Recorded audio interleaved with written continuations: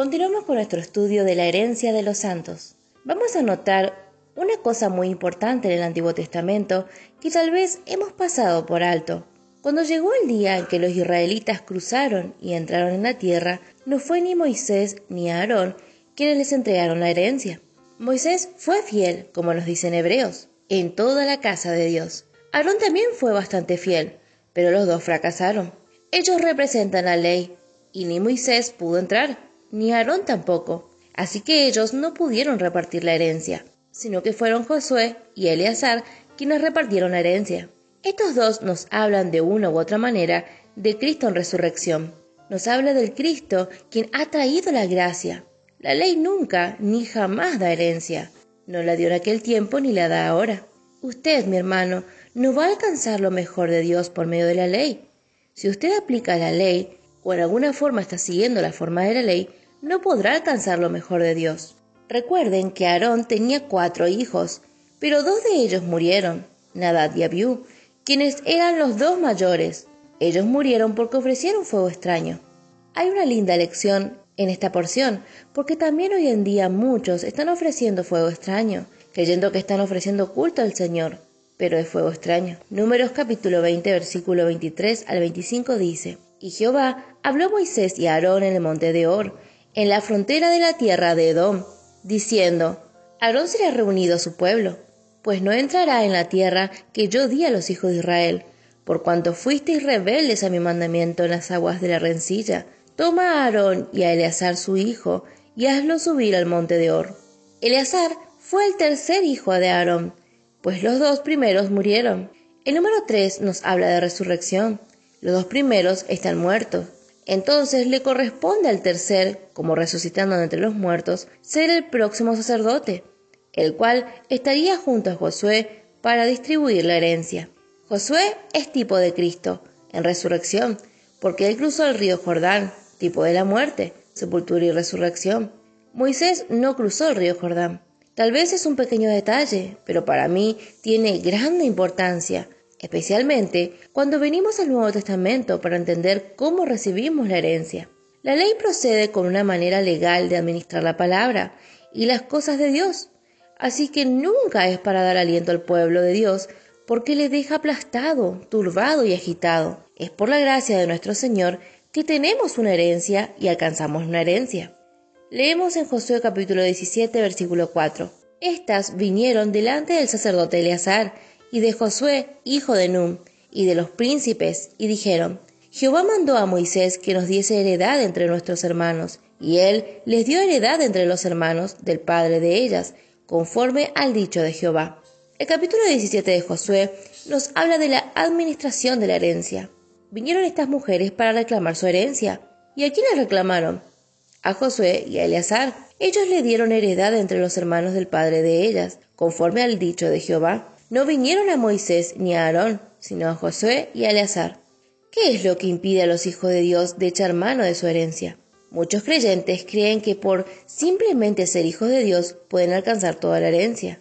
Todo hijo de Dios tiene herencia, es cierto, pero al echar mano de ella la hace efectiva. Muchas veces en lo natural hay ciertas condiciones en la escritura del testamento para aquel que va a recibir una herencia, y tienen que llenar ciertos requisitos. Así es en lo espiritual.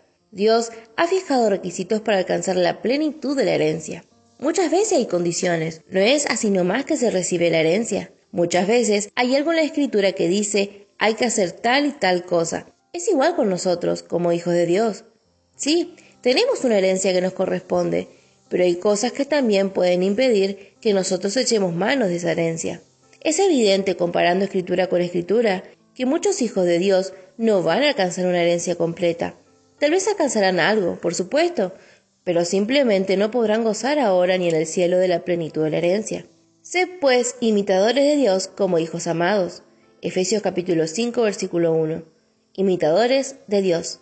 Aquí hay un requisito. Como hijos de Dios, y este hecho no cambia nunca, ahora hay que manifestar y portarse como hijos de Dios.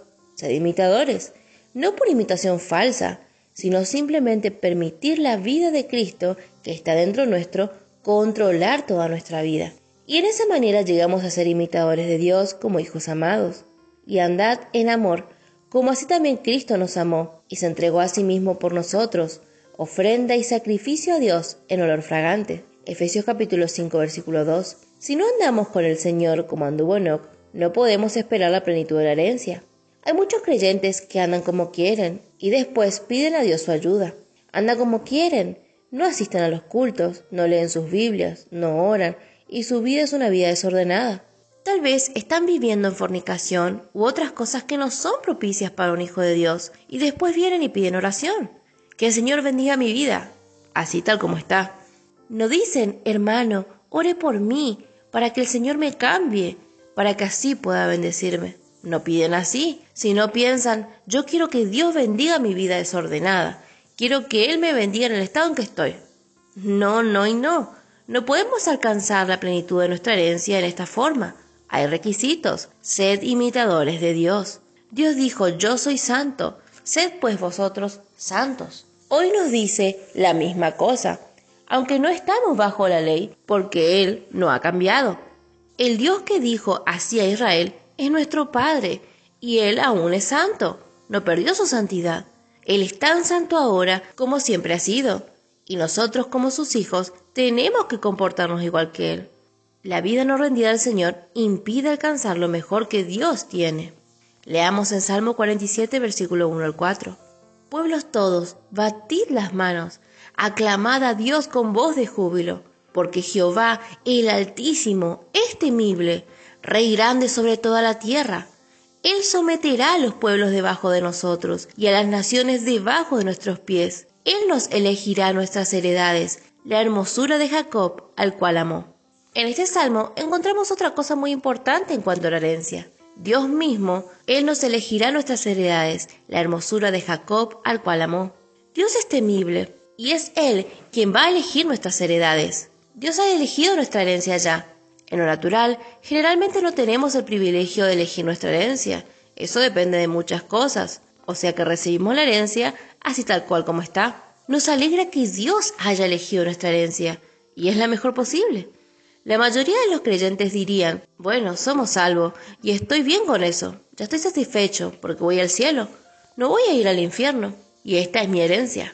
Es cierto que depende de nuestra elección de aceptar la elección de Dios, y deberíamos estar contentos con la salvación que Dios nos ha dado. Pero Dios ha elegido nuestra herencia, y es una herencia tan hermosa y tan buena. Vamos aprendiendo poco a poco sobre esta herencia, y podemos estar seguros de que Él eligió lo mejor. Él nos dio a su Hijo, y con Él nos ha dado muchas cosas, porque en Él tenemos todo. La paz. La primera cosa que vamos a considerar es la paz. La paz es una parte de nuestra herencia que gozamos, o por lo menos podemos gozar ahora, pero muchos de los hijos de Dios no se gozan de la paz del Señor. Aunque canta de ella, lee de ella y habla de ella, no obstante, se ve en su vida que no tienen la verdadera paz, no están reposando, porque no han echado mano de su herencia en manera práctica. Sí, las cosas que estudiamos son cosas espirituales, y la gran parte de la herencia es para el otro lado, para después.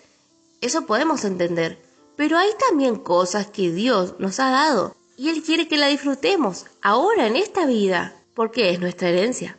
Tal vez en nuestro estudio no podamos alcanzar muchas de las cosas que podemos disfrutar ahora, que son parte de nuestra herencia, pero consideraremos esta hermosa porción en el siguiente pasaje.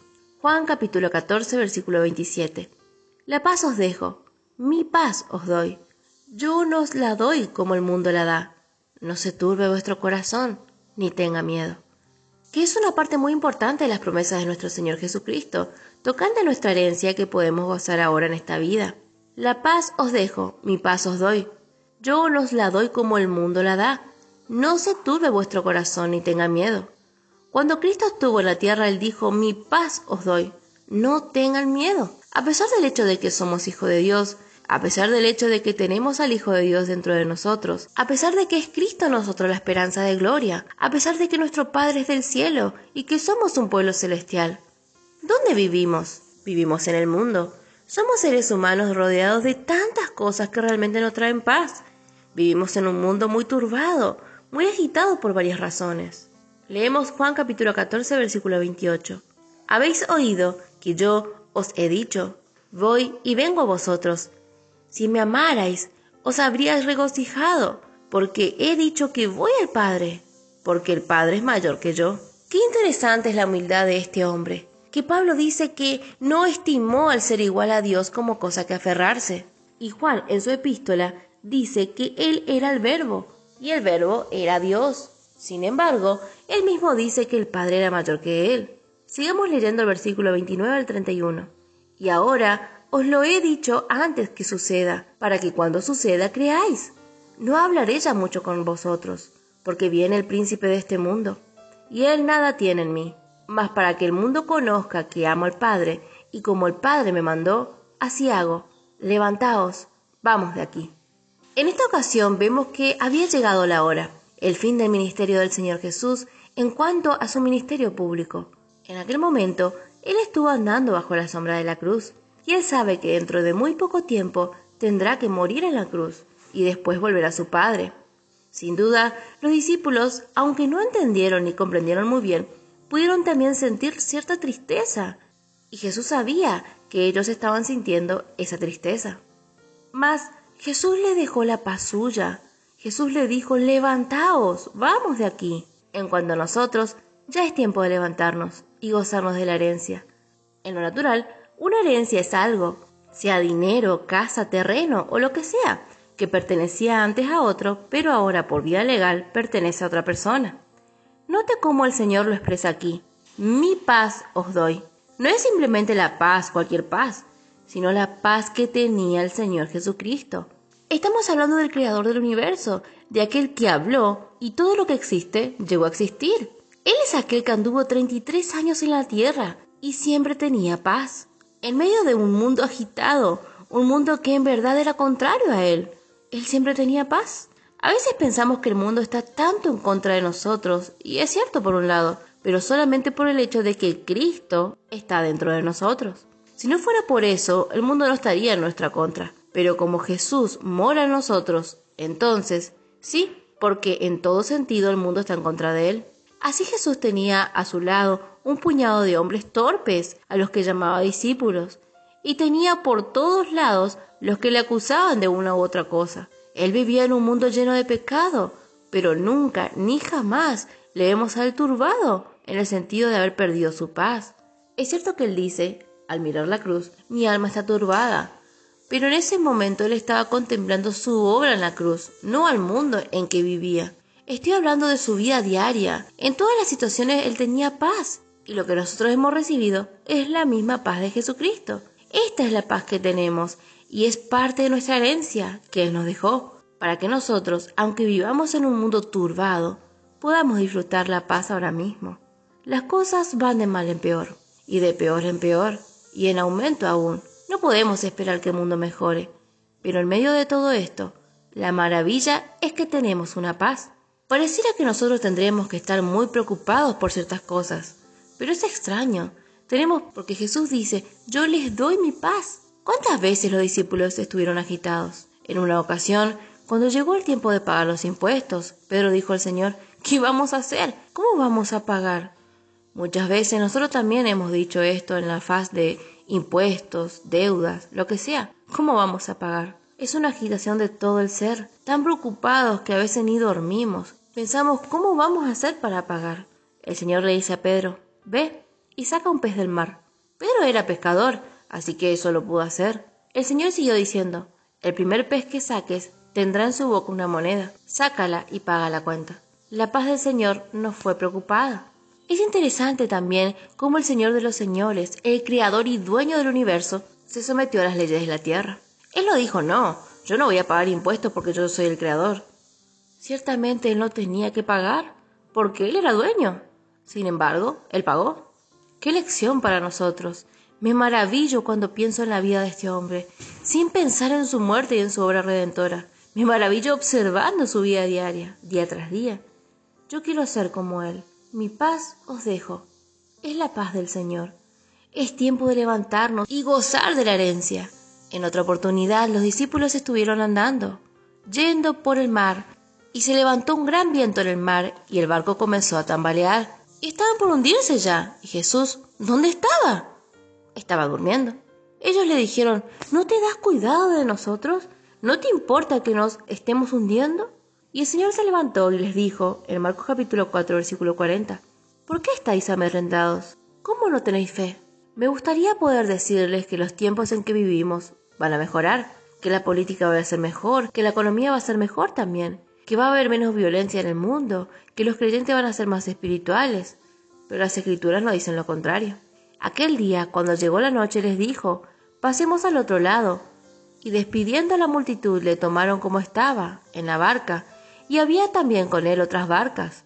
Pero se levantó una gran tempestad de viento, y echaba las olas en la barca, de tal manera que ella se anegaba.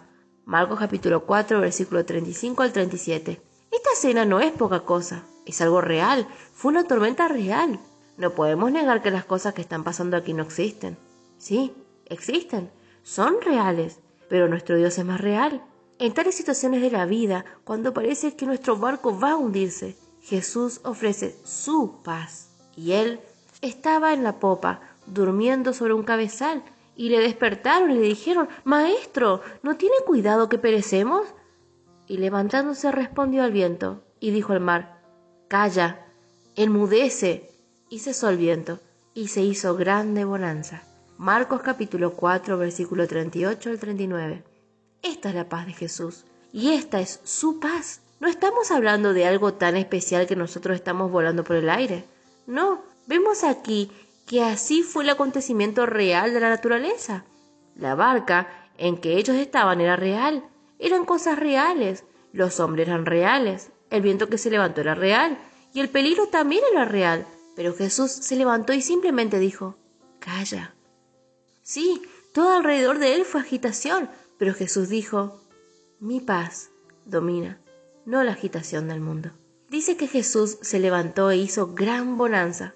Otra versión dice, se quedó sin molestia. Esta es la paz que tenemos de parte de nuestro Señor. Es su paz, pero Él nos la ha dado a nosotros, y esa es la paz que cada uno tenemos.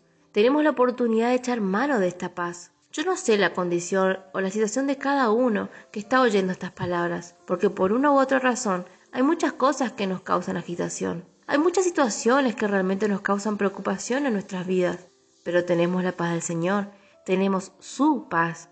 No es una paz fabricada, no es que decimos, bueno, existen problemas, por lo tanto tengo paz. No, realmente en medio de los problemas tengo paz. En medio de la faz del problema hay una quietud, hay una paz. ¿Cuántas veces pasa así en nuestras vidas? Vamos al Señor por una cuestión y la situación continúa tal cual, no cambia. La situación es igual, pero en el profundo del ser hay una quietud, hay una paz. Es interesante, ¿no es cierto?